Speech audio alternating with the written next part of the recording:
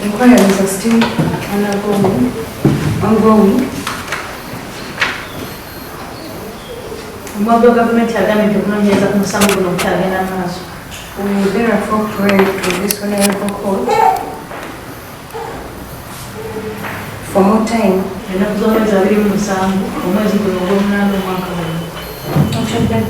It is formation of inquiries.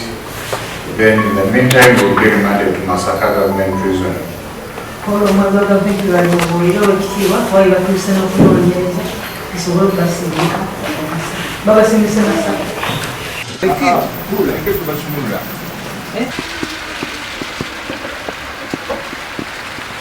Download the app on App Store or Google Play Store now. Vision Digital Experience, the future of media.